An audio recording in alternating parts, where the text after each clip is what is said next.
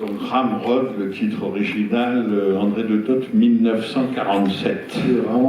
Le titre Ramrod, ça veut dire c'est le contremaître, enfin, c'est celui qui dirige le ranch pour le boss du ranch, quoi. Enfin, c'est toujours le mec en dessous du propriétaire.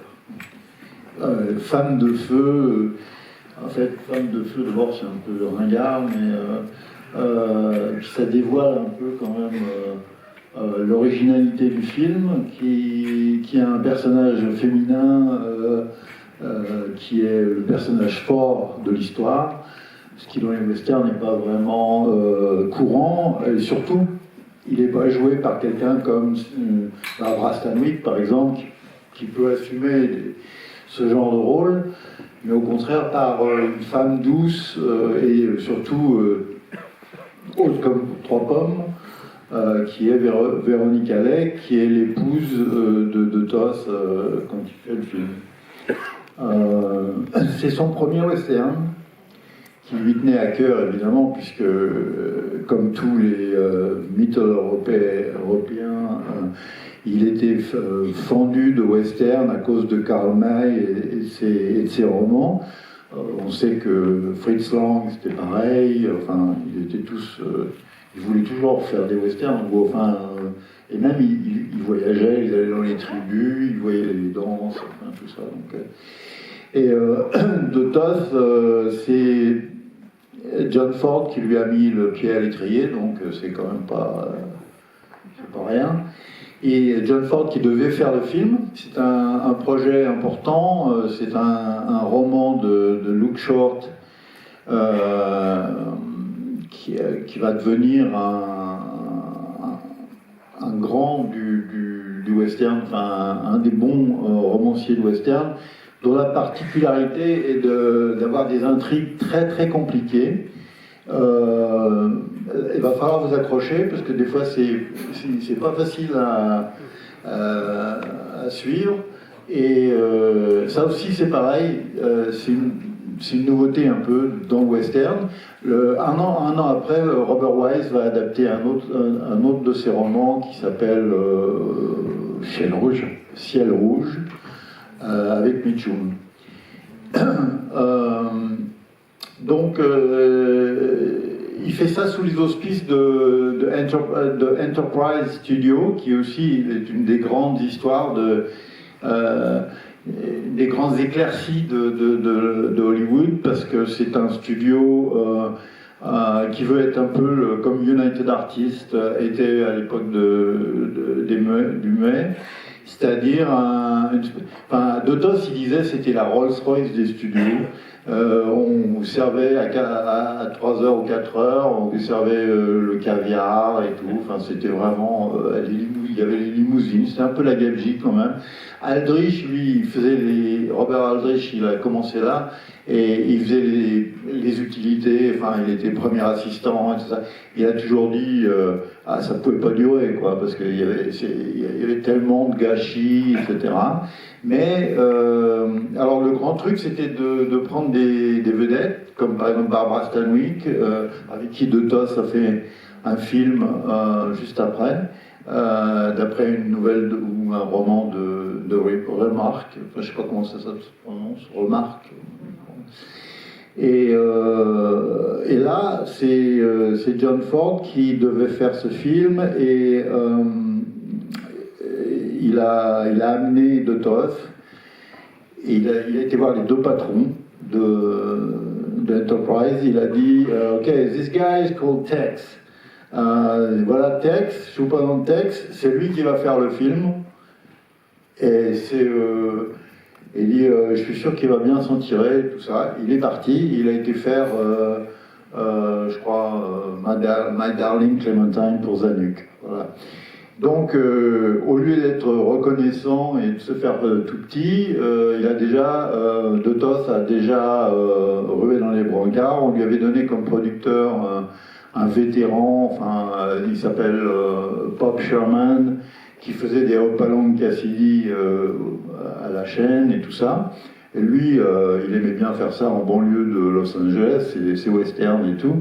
De Toth, avec son avion encore, avait repéré des super décors en Utah, près de Salt Lake City, et il a eu gain de cause parce que quand on avait l'aval de John Ford, bon, ben, voilà, les gens ils ne mouftaient pas trop.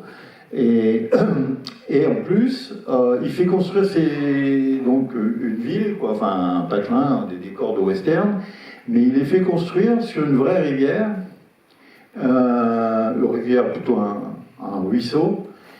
Et vous allez voir l'ouverture d'un western, j'ai jamais vu ça, jamais. Là, on voit l'ambition de Toss. C'est son premier western, donc il veut vraiment mettre tout ce qu'il peut dedans. Et je ne vais pas dévoiler le truc parce que c'est pas un truc d'intrigue ni rien, mais on voit les types arriver, les cavaliers arriver le long de la rivière, et tout d'un coup, comme le décor est bâti sur la rivière, on arrive dans la rue, et après on voit toute cette rue, mais alors on passe derrière c'est des plans séquences en plus. Et non seulement ça, mais en faisant ça, on voit la moitié au moins des personnages. Il y a beaucoup de personnages, hein, j'ai dit c'est compliqué. Mais on voit la plupart. Il y a le maréchal Ferrand, il y a le beau-père, il y a le père de Véronique Allais, et tout ça, on arrive à la première scène. Mais il se paye le luxe de faire ça. Et pour son premier coup d'essai, quoi. Et ça, c'est un peu bluffant. Deuxièmement, alors, dans un commentaire de DVD, Bertrand Tavernier, il dit c'est quand même pas un film de feignant. Et c'est vrai que là, il bosse vraiment beaucoup.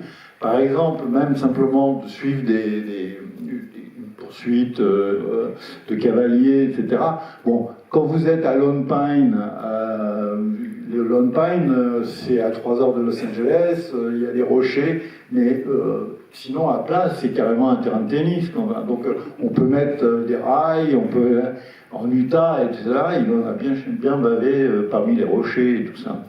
Et une autre chose aussi qui est important, c'est, et ça, il y avait ça un peu en commun avec d'autres types d'émigrés, qui venaient d'Europe, c'est que contrairement aux Américains comme Ford ou Walsh, qui exaltent le paysage américain, chez les Européens, ils ont tendance plutôt à être... le paysage écrase les personnages. Il y a pas mal d'images comme ça. Et puis aussi, ce qui...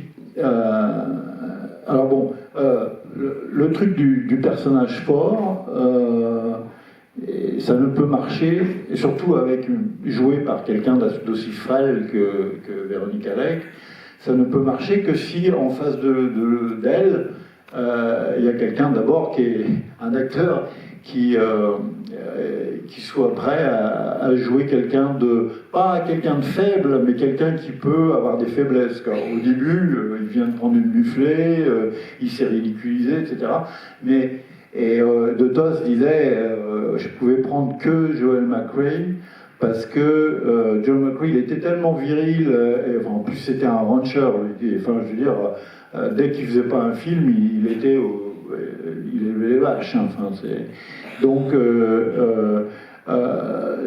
il était tellement sûr de lui et tout que ça ne faisait pas dans les comédies, par exemple, il est en calcif ou en fixe chaussette et tout. On n'imagine pas Randolph Scott en fixe chaussette ou Robert Mitchum. Lui, il s'en foutait complètement, quoi. Et encore, je m'excuse, je l'ai déjà dit, mais de Toss l'appelait couille de velours. Et c'est un acteur qui n'est pas ramenard ni rien, qui fait son boulot et tout, et qui est vraiment formidable. Qu'est-ce que j'ai encore à dire? Je crois que c'est tout. Bon, t'as peut-être... non, mais tu l'as un peu dit parce que c'est... Oui.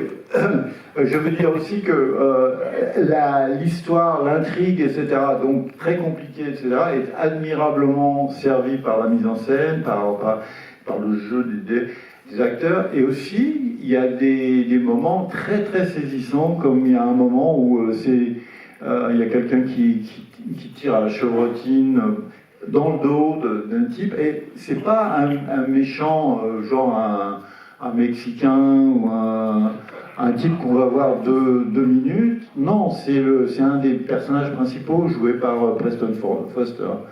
Donc, voilà, bonne projection. Bonne projection, merci Philippe. Donc on aura vu deux tops et le film noir avec en début d'après-midi. Maintenant deux tops et le western. Et on finira la journée tout à l'heure à 20h45 avec vraiment la deux tops et le film criminel, disons, avec Chasse aux gangs, avec Sterling Hayden dans un de ses plus grands rôles. Et donc c'est le dernier film que tu présenteras de la journée. Merci beaucoup.